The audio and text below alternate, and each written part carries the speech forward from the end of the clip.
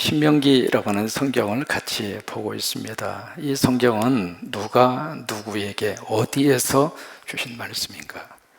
여러분, 누가 주신 말씀이죠? 모세를 통해서 누가 주신 말씀이에요? 하나, 여러분 꼭 기억하시기 바랍니다. 모세 말이 아닙니다. 우리가 성경 읽으면서 바울이 말하기를 그것은 맞는 말이 아닙니다.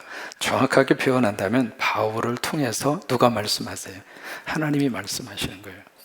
그러니까 모세가 한 말인 것은 맞습니다만은, 모세를 통해서 주신 설교인 것은 맞습니다만은, 모세가 한 설교가 아니라 모세를 통해서 누가 하신 말씀이냐면 하나님이 하신 말씀이에요. 여러분, 설교를 들을 때마다 그렇게 들으시기를 축복합니다. 주의 종을 세우셔서 주의 종의 설교가 아니라 주의 종을 통해서 하나님이 말씀하시고 성령님이 말씀하시고, 사람은 사람의 말을 들어서는 변화가 없어요. 사람의 말을 통해서는 사람이 깨지지 않습니다. 그런데 하나님의 말씀이 들어가면 그 말씀이 그 사람을 변화시키고 그 사람을 살리고 그 사람을 축복하고 크게 아멘 할 때까지. 그러니까 누가 한 말인가? 하나님이 하신 말씀이죠. 모세를 통해서. 그러면 누구에게 하신 말씀인가? 누구에게 했을까요? 성경은 이스라엘 무리라 그렇게 표현합니다. 그러면 이스라엘 무리라고 하는 이 단어 속에 어떤 의미를 담고 있느냐면, 애굽에서 나온 이스라엘 백성들, 그게 대상이 아닙니다. 그 백성들은 다 죽었죠. 딱 두 사람만 살았죠. 여호수아하고 또 하나 누구죠? 갈렙. 두 사람 외에는 다 죽었어요. 그러니까 이 모세를 통해서 하나님이 주신 설교를 듣는 그 대상자는 누구냐면 바로 광야에서 태어난 출애굽의 제2세대입니다. 그 세대가 바로 이 설교를 듣고 있는 대상자들이에요. 그러면 이 설교는 어디에서 행한 설교인가? 바로 요단 어디냐면 저편이라고 되어 있습니다. 요단 저편. 우리가 이제 지도를 잠깐 통해서 여러분 보시면은 바로 이제 지중해가 있고 여기가 갈릴리, 여기가 사해잖아요. 이 지도는 하도 봐서 이제 아시겠죠? 주무시다가도 그릴 수 있겠죠? 예. 이 요단강이거든요. 근데 요단강을 중심으로 해서 성경에 다양하게 표현을 하고 있습니다. 요단강을 딱 중심으로 해서 바로 저편이라고 하는 말은 이쪽을 저편이라고 합니다. 또 이쪽을 또 다르게 어떻게 표현하냐면 동편이라고 합니다. 그러니까 요단 저편, 요단 동편, 그러면 요단 이쪽입니다. 그리고 요단 이편, 이제 저편, 이편, 그렇게 구별하는 거예요. 그 다음에 동편, 그러면 이쪽은 무슨 편이 될까요? 눈치 빠르면 발로 기억할 수 있겠죠? 서편입니다. 그러니까 요단강을 중심으로 해서 저쪽이냐, 동쪽이냐, 이쪽이냐, 서쪽이냐, 그렇게 구별을 하는 거예요. 그러면 이 신명기라고 하는 말씀은 어디에서 주어졌는가? 요단 저편입니다. 그러면 요단강을 건넜을까요? 아직 건너기 직전일까요? 건너기 직전입니다. 그래서 바로 이 장소를 구체적으로 신명기 1장 1절에서는 어떻게 표현하고 있느냐면 아라바 광야라, 그렇게 표현을 하고 있습니다. 그 당시에는 누가 이것을 차지하고 있었는가? 모압 사람이 차지하고 있었던 거죠. 그러니까 지금 우리들이 머릿속에 딱 그려보면 지금 무엇을 보고 지금 딱 이 설교를 듣고 있느냐면 요단강을 보고 듣고 있습니다. 그러면 요단강을 중심으로 해서 이 서편, 이편으로 딱 가면 여기가 바로 우리가 잘 기억하고 있는 젖과 꿀이 흐르는 무슨 땅? 가나안 땅입니다. 이 설교는 막연한 설교를 듣고 있는 게 아닙니다. 그들이 머릿속에, 그들의 눈과 그들의 시야 속에 바로 뭐가 있느냐면 바로 요단강만 건너가면 바로 애굽에서 나오면서부터 그들이 가장 꿈에도 그리던 이 땅, 이 땅은 보통 땅이 아닙니다. 아브라함부터 약속했던 땅입니다. 그 땅을 지금 눈앞에 놓고 이 설교를 듣고 있는 거예요. 여러분, 설교를 들으실 때마다 그 설교를 통해서 하나님이 주시고자 하는 미래를 꼭 머릿속에 기억하시고 설교를 들으시기를 바랍니다. 예를 들면 천국에 대한 설교를 듣잖아요. 그러면 천국을 눈앞에 놓고 설교를 듣는 거예요. 그래야 그 천국의 설교가 내 말씀이 되는 거예요. 그러니까 모든 설교의 메시지를 들을 때 그 설교의 말씀을 그냥 추상적으로만 생각하고 듣고 끝날 것이 아니라 바로 이 이스라엘 무리들이 가나안 땅을 보고서 듣는 거예요. 그래서 신명기라고 하는 성경을 이해할 때는 이 내용을 머릿속에 꼭 기억하고 그리고 나서 신명기를 읽으셔야 신명기의 전체적인 내용 속에서 하나님의 말씀을 우리가 함께 헤쳐 나갈 수 있습니다. 오늘 성경은 어떤 내용을 담고 있는가? 바로 이제 모세의 설교가 끝나고 여호수아를 통해서 그 다음에 요단강을 건너게 될 거예요. 그럼 요단강을 건너서 가나안 땅에 들어가게 되는데 이 땅에 들어가서 가장 먼저 해야 할 일이 뭐냐? 아직 들어간 거 아닙니다. 앞으로 들어갈 거예요. 미래적인 것을 현재적인 것으로 땡겨서 지금 말씀을 주시고 있습니다. 저와 여러분이 예수 믿고 구원받고 이 세상 떠나면 우리는 천국 갈 줄로 믿으시면 아멘. 아직 간 거 아닙니다. 빨리 가지 마세요. 좀 저하고 오랫동안 이 재단 같이 섬기고 같이 하나님의 일도 많이 하고 아멘도 안 하죠.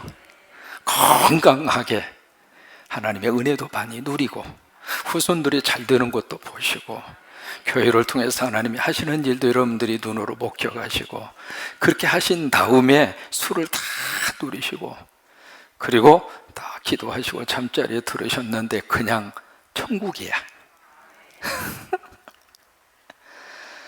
그래서 구원받고 우리는 장차 천국에 들어가게 될 거예요. 그것은 미래적인 사건이죠. 근데 그 미래를 지금 여기서 땡겨서 사는 거예요. 그 마음으로 우리가 살면 마음이 훨씬 더 넓어집니다. 왜요? 천국에 대한 희망이 있잖아요. 천국에 대한 그리움이 있잖아요. 천국에 대한 축복이 있잖아요. 그러면 그것을 이 다음에 내가 가서 누리게 될 것도 우리가 감사하지만은 그 천국을 땡겨서 우리 가정에서 천국을 살고 교회에서 천국을 이루면서 살고 이웃과의 관계 속에서 천국의 맛을 같이 공유하면서 살고 그러니까 이 설교를 듣는 이 이스라엘 무리들은 지금 가나안 땅에 들어가진 않았지만 장차 가나안 땅에 들어가서 어떤 하나님의 역사와 하나님의 축복과 하나님의 은혜가 그들 속에 부어지게 될 것인가? 그것을 머리가 아니라 가슴으로 지금 느끼면서 이 설교를 듣는 거예요. 1절에 이렇게 말씀을 시작을 합니다. 바로 1절에 보시면은 늘 성경 읽으실 때 주어가 무엇인가 늘 집중해서 보시라고 그랬잖아요. 1절을 같이 보십니다. 네, 하나님 여호와께서 내게 기업으로 주어 차지하게 하실 땅에 내가 들어가서 거기에서 거주할 때에 여기 주어가 누구예요? 하나님입니다. 하나님인데 하나님께서 여기 가나안 땅을 뭐라고 이야기하는가? 두 가지로 이야기합니다. 첫째로 가나안 땅을 어떻게 표현하고 있는가? 하나님께서 너에게 무엇으로 줬어요? 기업으로 줬어요. 그러니까 여기에 주셨다, 기빙이라고 하는 단어를 쓰잖아요. 누가 주셨는가? 누가 주셨어요? 하나님이 줬어요. 그리고 그 땅을 차지하게 하셨어요. 누가 차지하게 했을까요? 주어가 누구예요? 하나님이에요. 차지한다는 얘기는 포세션, 소유로 삼았다 이 말이에요. 그리고 거기서 거주하게 할 때 거기에서 정착을 하고 살게 됐어요. 누가 거주를 하고 살게 하셨어요? 그게 누가 하셨어요? 그러면 1절 말씀의 모든 사건을 끌고 가시는 주인공은 누구예요? 하나님이세요. 여기 기업이라고 하는 말은 컴퍼니, 회사를 말하는 게 아닙니다. 영어로 헤리테이지, 유산이라고 하는 뜻이에요. 유산이라고 하는 것은 부모로부터 물려받은 것이 유산이고 상속이에요.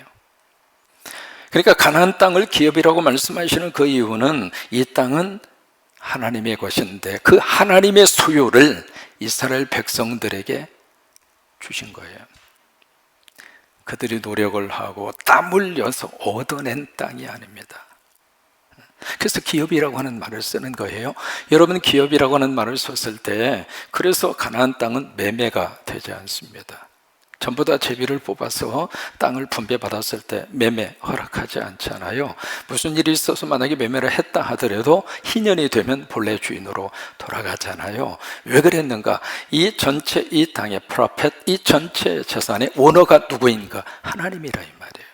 그래서 매매를 허락하지 않은 거예요. 그래서 기업이라고 하는 말을 그래서 쓰는 겁니다. 그래서 하나님이 기업으로 주신 땅이고, 그리고 그 땅을 차지하게 하신 분은 누구인가? 하나님이라 이 말이에요. 거기에 기존에 7 족속이 이미 살고 있었잖아요. 그 족속을 이스라엘 백성들이 싸워서 막 몰아내고 쫓아내고, 그렇게 해서 그들이 그 땅을 차지한 것처럼 보이지만은 아니라 이거예요. 하나님이 차지하게 하신 땅이에요. 여러분, 우리 가정은 하나님이 주신 기업이에요. 여러분의 가정은 하나님이 주신 기업이에요. 아내와 남편 하나님이 주신 기업이고, 우리에게 주신 자녀들 하나님이 주신 기업이고. 목사님 공부도 못하는데 무슨 기업이에요? 앞으로요, 공부하는 사람보다도 그런 친구들이 더 잘 될 거예요. 일단 아멘부터 하고 볼 일이에요. 우리 성광교회는 하나님이 우리에게 주신 기업이에요. 이 교회에 오실 때마다 하나님이 나에게 이 기업을 주신 거예요. 이 재단 섬기도록 나에게 기업을 주셨고, 여기서 예배드리도록 하나님이 우리에게 기업을 주셨고, 여기서 하나님 높여드리고 브리스 추리오 찬양 들을 때마다 MR을 따라서 저 정도 부를 수 있다고 하는 것은 담임 목사를 능가하는 실력입니다. 그러니까 그렇게 해서 우리가 하나님을 섬길 수 있도록 이 재단을 하나님이 주신 우리의 기업이라 이 말이에요. 그래서 그 땅에 들어가서 바로 무슨 일을 해야 하는가? 2절입니다. 가나안 땅에 들어가서 무슨 일을 지금 해야 하는가? 2절 함께 있습니다. 네, 하나님 여호와께서. 여기서도 주어가 누구예요? 하나님이에요. 내게 주신 땅에서 그 토지의 모든 소산의 만물을 거둔 후에, 만물이라고 하는 것은 처음 익은 열매예요. 첫 소산이라고 그러죠. 첫 번째 맺힌 열매라 그 말이니까 만물이라 그렇게 표현하죠. 그것을 거둔 후에 그것을 가져다가, 그 가져오는 것은 누가 가지고 와요? 내가 가지고 오는 거예요. 그런데 그 열매를 맺게 하신 분은 누구예요? 하나님이라 이 말이에요. 그러니까 하나님이 맺어주신 천 그 열매를 누가 가지고 오는가? 내가 가지고 오는 거예요. 그것을 가져다가 광주리에 담아서 내 하나님 여호와께서 그의 이름을 두시려고 택하신 곳, 그러니까 하나님의 이름을 두시려고 택하신 장소가 어디 있는가? 그게 성전이에요. 그게 교회예요. 여기는 하나님의 이름을 두시려고 하나님이 여기를 택하셨어요. 그래서 이곳을 가르쳐서 우리가 주의 전이라고 합니다. 여기를 가르쳐서 우리가 아버지의 집이라고 합니다. 바로 그곳으로 갔다가 놀아 그 말이에요. 그러면서 3절 말씀에 그때 제사장에게 나아가 그에게 이르기, 이게 첫 번째 고백입니다. 2가지 고백을 하거든요. 처음 익은 소산물을 갖다가 하나님 앞에 드리면서 2번의 고백을 해요. 2번의 고백을 하는데 그 첫 번째 고백이 3절입니다. 무슨 고백을 하느냐? 제사장에게 나아가 그에게 이르기를, 함께 있습니다. 내가 오늘 당신의 하나님 여호와께 아뢰나이다. 내가 여호와께서 우리에게 주시겠다고 우리 조상들에게 맹세하신 땅에 이르렀나이다 하고, 이게 첫 번째 고백입니다. 이게 가나안 땅에 들어가서 농사를 지었거든요. 농사를 지어서 처음 익은 그 곡식의 열매, 그 감격은 말로 다 할 수 없잖아요. 그것을 처음 익은 그 열매, 그것을 풍성한 열매, 좋은 열매, 그것을 하나님의 제단 앞에 딱 가지고 와서 광주리에 담아서 딱 바치면서 처음으로 하는 고백이 하나님의 약속대로, 하나님이 우리에게 주신 약속대로 우리가 이 땅에 들어왔습니다. 그걸 처음 고백하는 거예요. 그러니까 가나안 땅이라는 이 땅을 이스라엘 백성들의 노력으로, 수고로 그들이 막 점령을 해서 이 땅에 온 것이 아니라 하나님의 언약을 따라서, 하나님이 약속하신 대로. 여기서 무슨 고백을 하는가? 바로 그들이 믿는 하나님에 대한 신앙의 고백을 여기서 하고 있는 겁니다. 우리가 믿는 하나님은 신실하신 하나님, 약속을 지키시는 하나님. 여러분, 그 약속하시는 그 하나님을 믿고 우리는 예배하고 기도하고 하나님이 섬기는 겁니다. 그래서 그걸 처음으로 그 고백을 해요. 그것이 바로 3절의 말씀입니다. 그 고백을 하면은 4절에 제사장이 광주리를 받아서 내 하나님 여호와의 제단 앞에 어떻게 하느냐면 놓아요. 하나님이 받으셨다고 하는 거예요. 하나님의 그 제물을 받으시고. 바로 여기에서 우리에게 뭘 말씀을 하시고 있는가? 바로 예배에 대한 성격을 오늘 1절에서 4절까지 말씀을 하시고 있는 겁니다. 여러분, 예배의 성격은 바로 뭐냐면 하나님 주일 이후에 월, 화, 수 3일을 지내면서 하나님께서 내 삶 속에 하나님의 언약을 주시고 그 언약을 하나님이 신실하게 지키시면서 우리를 도와주시고 보호해 주시고 함께 하시고, 그래서 그 은혜를 가지고 하나님의 제단 앞에 와서 하나님 앞에 감사하며 드려지는 것이 예배입니다. 이 무더운 날씨에 더위 먹지 않고 은혜 먹은 것이 얼마나 감사해요. 여러분, 더위는 절대로 잡수시지 마세요. 더위로 먹으라고 자꾸 그래도 다 안 먹겠다고 그러세요. 더위 드시지 말고 은혜만 잡수셔서 무더운 여름을 잘 지낼 수 있게 되기를 바랍니다. 그래서 순간순간 생각하면 그저 하나님 감사합니다. 그저 하나님 고맙습니다. 코로나 속에서도 하나님 예배할 수 있어서 감사하고, 오늘 수도권에 있는 분이 전화가 와서 목사님, 저희는요 모두 다 지금 비대면으로 다 전환을 해서 벌써 이제 한 달 가까이 비대면으로 예배가 바뀌어져 버리잖아요. 그러면서 이걸 어떻게 해요? 근데 어떻게 해요? 방법이 없잖아요. 그래서 이 예배 속에 바로 그런 고백을 담아서 우리가 하나님 앞에 예배를 하는 거예요. 그 다음에 5절에 보시면은 두 번째 고백을 합니다.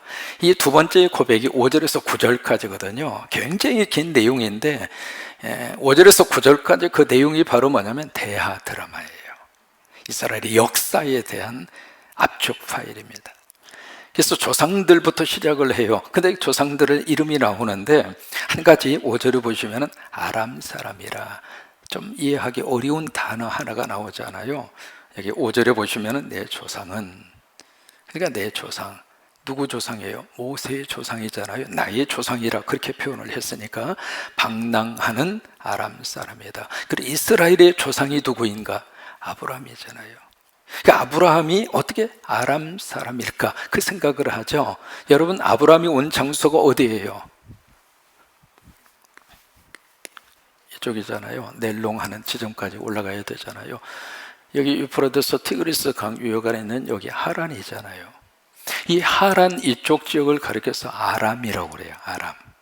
그래서 창세기 14장에 보시면은 아브라함이 자신의 고향을 밧담 아람이라고 표현해요.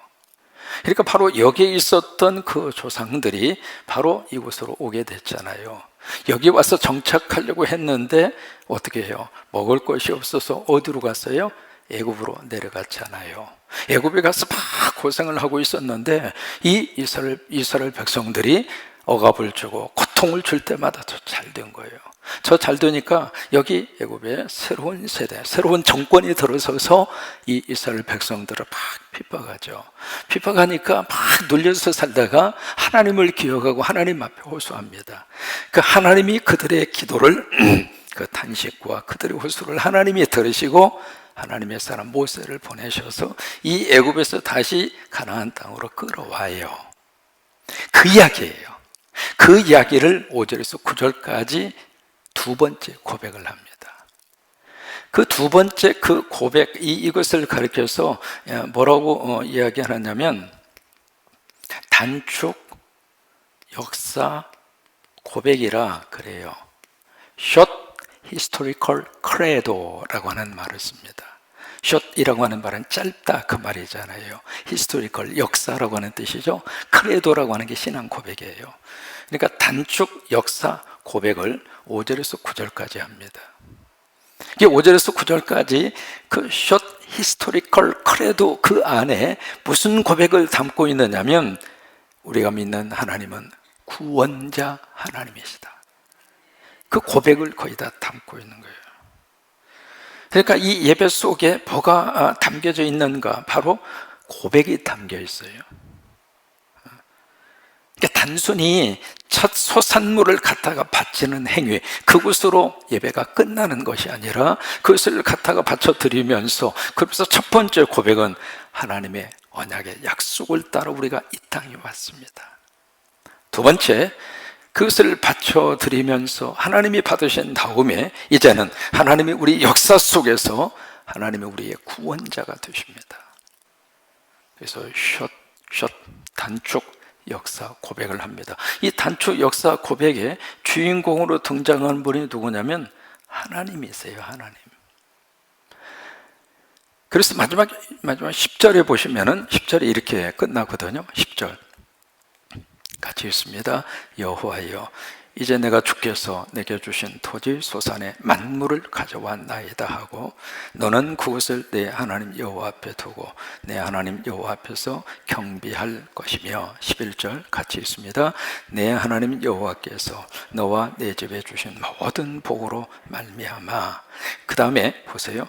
너와 내 집에 주신 모든 복이 무엇인가? 그게 추수예요. 만물과 더불어서 하나님이 거두게 하신 그거거든요. 그것을 가지고 어떻게 하는가? 너는 첫째, 누구? 레위인과, 그 다음에 두 번째, 너희 가운데 거류하는 누구예요? 객, 외국인이에요. 외국인. 여기 레위인과 외국인은 농사를 지어서 추수할 수 있는 것이 없는 사람이에요. 그들은 추수하고 싶어도 추수할 게 없어요. 그들과 더불어서 어떻게 하는가? 함께 즐거워할지어다. 같이 잔치하고 같이 먹고 살아라, 그 말이에요.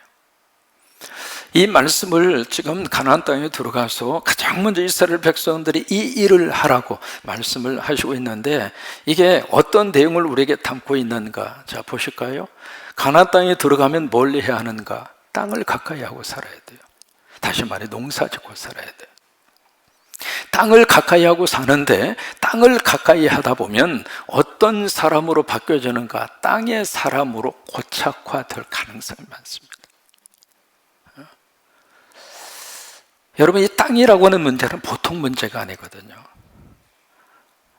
제가 미국의 크레어몬트 신학교에 가서 그 교수님 첫 번 강의를 듣는데, 연세가 많이 드신 교수님이에요. 이분이 손에 흙을 가지고 오셔가지고 흙을 가지고 막 강의를 하시는데 막 우는 거예요. 울어. 그 내용이 바로 뭐냐면, 하나님이 주신 이 땅이 지금 죽어가고 있다. 땅이 죽으면 인간은 살 수가 없다. 근데 이 땅들이 다 죽어가고 있다. 그래서 막 우는. 강의실에서 우는 교수님 그때 내가 처음 봤어요. 이 땅을 가까이 하는 사람은 땅이 살아야 돼요. 땅이 죽으면 인간은 살 수가 없습니다. 땅이 살아야 돼요. 그런데 이 땅의 사람으로 우리들이 사는데, 땅의 사람으로만 살지 말고 하나님이 어떤 말씀을 우리에게 주시는가? 하늘의 사람으로 살라고 하는 거예요. 왜냐하면 땅은 모든 것이 누구에게 달려있는가? 땅에 달려있지 않습니다. 땅은 철저하게 누구의 영향을 받게 되어져 있는가? 하늘의 영향을 받아요. 하늘이 도와줘야 돼요. 그래야 땅이 살아요. 하늘이 도와주지 않으면 땅은 살 수가 없습니다. 여러분, 지금 보도를 통해서 여러분 들으셨죠? 중국 지역에 이게 비가 와도 보통 비가 온 게 아니에요. 2, 3일 내에 1년 내내 쏟아질 강우량이 한꺼번에 쏟아진 게 아니죠. 부은 정도가 아니라 이거 말로 표현할 수 없을 정도로. 그런데 그것이 이번으로 끝나지 않고 계속 온다고 하는 거예요. 이게 며칠 내로 끝나는 그런 장마가 아니고 한 달 이상 계속 비가 퍼붓는다는 얘기예요. 여러분, 머리가 쭉 빗쓰는 그런 내용들이 지금 지구촌에서 일어나고 있습니다. 도일만 하더라도 유럽 쪽에 갑자기 폭우가 내려가지고 마을 하나가 쑥대밭 돼버리고 실종자가 1000명 이상이 나왔지 않습니까?